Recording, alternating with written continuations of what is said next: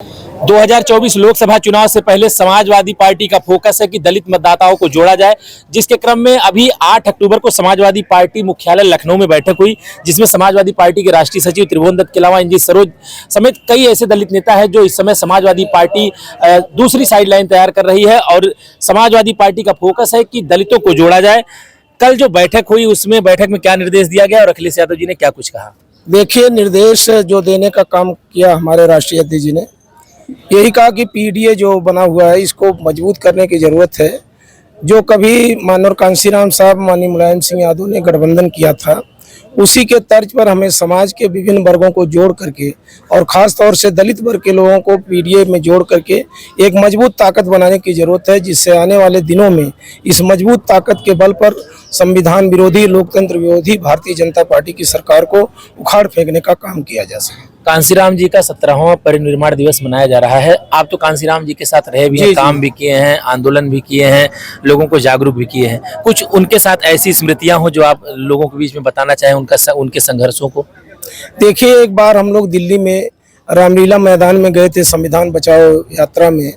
उस समय माननीय कांशीराम साहब हम लोग फेस टू बात कर रहे थे कि देखो, मैं समाज के लिए जीने मरने का प्रण लिया है और आप लोगों की भी जिम्मेदारी बनती है कि ये लड़ाई नौजवानों के बल पर ही जीती जा सकती है और तुम लोग अगर समाज के लिए लड़ाई लड़ोगे तो निश्चित तौर से आने वाले दिनों में कुछ न कुछ बन करके अपने आप को भी मजबूत करोगे और समाज को भी मजबूत करने का काम करोगे।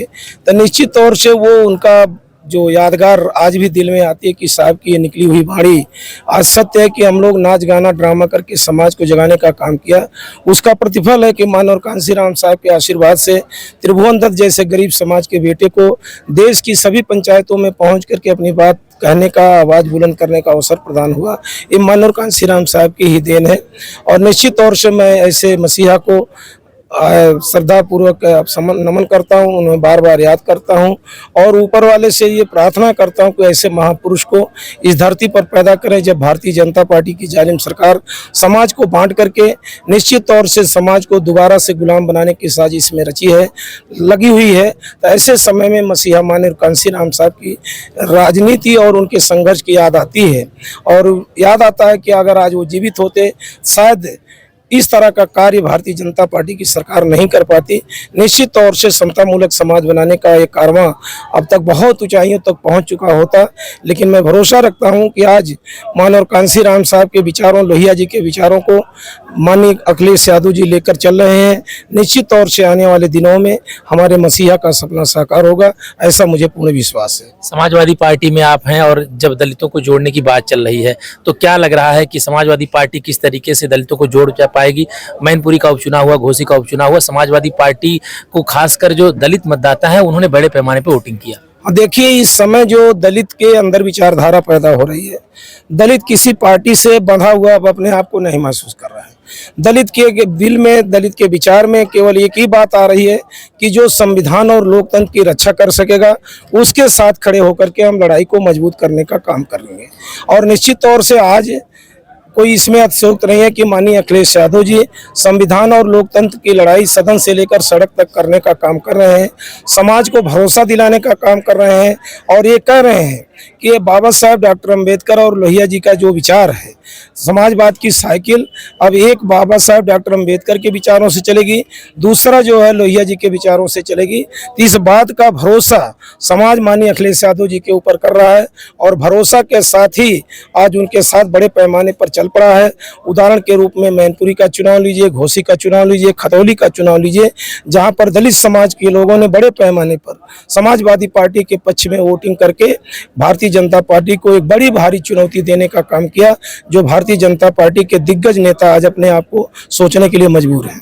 आपको अखिलेश यादव जी ने खासकर राष्ट्रीय सचिव भी बनाया है, तो दलितों को जोड़ने के लिए उन्होंने क्या कुछ, कोई ऐसा कुछ बताया हो कि इसको बड़े पैमाने पे जोड़ना है? देखिए, राष्ट्रीय अध्यक्ष जी हमसे बार बार ये कहते हैं कि आप बहुजन समाज पार्टी के बहुत कद्दावर नेता रहे हैं और जो आपका संघर्ष रहा है कि आपने समाज को ड्रामा के माध्यम से भी जगाने का काम किया। जब आपका ड्रामा होता था लाखों की भीड़ जुटती थी, तो निश्चित तौर से उसी क्रियाकलाप के माध्यम से समाज को जोड़ने का काम करें। कोई सीमा नहीं बंधी है आपकी इस जिले में जाएं उस जिले में नहीं जाएंगे। आपको पूरी स्वतंत्रता है कि प्रदेश के किसी भी कोने में आप जा करके समाज को जोड़ने का काम कर सकते। किसी एक सीट से लड़ने के लिए भी आपको कहा है? देखिए, अभी लड़ने की कोई बात है, अभी तो आगे क्या चुनाव का रणनीति होगी। अभी तो माननीय अखिलेश यादव जी से कल किसी ने कहा कि सर वहाँ टिकट अगर इसका हो जाए तो अच्छा होगा। उन्होंने कहा अभी मुझे ही नहीं पता है कि कौन सी सीट से कौन चुनाव लड़ेगा, क्योंकि अभी राजनीतिक परिस्थितियाँ क्या बनती हैं क्या बिगड़ती हैं। तो निश्चित तौर से टिकट का दावेदार मैं नहीं हूँ, लेकिन फिर भी अगर राष्ट्रीय अध्यक्ष जी का आदेश होगा तो त्रिभुवन दत्त पीछे नहीं रहेगा। समाजवादी पार्टी के जिलाध्यक्ष जंग बहादुर जी हैं। जिलाध्यक्ष बनने के बाद क्या चुनौतियां महसूस कर रहे हैं? 2024 बेहद नजदीक। देखिए, जिलाध्यक्ष बनने के बाद मैंने पूरा प्रयास किया कि जिले में समाजवादी पार्टी को सबसे पहले सांगठनिक रूप से मजबूत किया जाए, और उसका रिजल्ट दिन प्रतिदिन अच्छा होता जा रहा है। समाजवादी पार्टी बूथ स्तर तक बहुत मजबूती से खड़ी हो चुकी है, और जिसका रिजल्ट आने वाले 24 के चुनाव में दिखाई पड़ेगा। चुनौती है तो सिर्फ एक चुनौती है कि भारतीय जनता पार्टी संसाधनों का उपयोग करके इस चुनाव को जीतना चाहती है, सरकार का उपयोग करके। उसके पास कार्यकर्ता नहीं है। आप देखिए, अभी भारतीय जनता पार्टी एक नारी वंदन अभिनंदन कार्यक्रम चला रही है, लेकिन उस नारी वंदन अभिनंदन कार्यक्रम में मैं पूजनीय माताओं को प्रणाम करता हूं पूरे जिले की, लेकिन प्रशासन के माध्यम से हमारी जो समूह की माताएं बहनें हैं उनको जो है जबरदस्ती बुलाया जाता है, और बुला करके अधिकारियों के माध्यम से। तो हमें भारतीय जनता पार्टी से हमारी कोई लड़ाई नहीं है। हमारी लड़ाई भारतीय जनता पार्टी की जो प्रशासनिक अमला है उससे है, और इससे निपटने के लिए हमारा कार्यकर्ता पूरी तरीके से तैयार है जिले में कि मजबूती से लग के इस चुनाव को जीता जाएगा। समाजवादी पार्टी के बैनर तले कार्यक्रम आयोजित हुआ था। खास करके इस तरीके के कार्यक्रम समाजवादी पार्टी में अगर देखा जाए 5-6 साल पहले नहीं होते थे, तो ऐसा लग रहा है कि दलित समाजवादी पार्टी से जुड़ रहा है। निसंदेह समाजवादी पार्टी ने सदैव, आप थोड़ा इतिहास के पन्ने पलटें, 1995 में इस देश के अंदर पंचायती राज व्यवस्था किसने लागू किया? श्रद्धेय मुलायम सिंह यादव जी ने, जिसकी देन हुई कि दलित समाज के लोग, बैकवर्ड समाज के लोग, महिलाएं, सारे लोग, जिला पंचायत अध्यक्ष आदरणीय त्रिभुवन दत्त जी हमारे बीच में उसका उदाहरण है। जिला पंचायत के अध्यक्ष, ब्लॉक के प्रमुख, प्रधान बनने लगे। समाजवादी पार्टी ने काम किया। लेकिन अब आज के दौर की स्थिति यह है कि भारतीय जनता पार्टी को हराने के लिए जिस तरीके से आदरणीय श्रद्धेय नेताजी और मान्यवर कांसीराम साहब ने एक प्लेटफार्म पर आकर के 1993 में, जब इस देश के अंदर बहुत ही उन्मादी ताकतें थी, बहुत ही उन्माद था धर्म को लेकर के, उस समय भी उस रथ को रोकने का काम दोनों विचारधारा, समाजवादी विचारधारा और बहुजन विचारधारा ने किया था। आज श्री अखिलेश यादव जी ऊपर से लेके नीचे तक पूरे पीडीए का जो नारा दिया उसको एक कर दिया है, और जिसका उदाहरण है कि आप इसी भीड़ में पता कर लो, ये जितने लोग, अभी मैं एक कार्यक्रम से आ रहा हूँ, यहाँ आ रहा हूँ, कि आज समाजवादी झंडे के नीचे मान्यवर के इस कार्यक्रम में अगर पूरी भीड़ में है तो 80% से लेके 85% दलित समाज के लोग आए हैं। ये समाजवादी पार्टी के लिए शुभ संकेत है। और इसके पहले आदरणीय त्रिभुवन दत्त जी हमारे साथ बैठे हैं।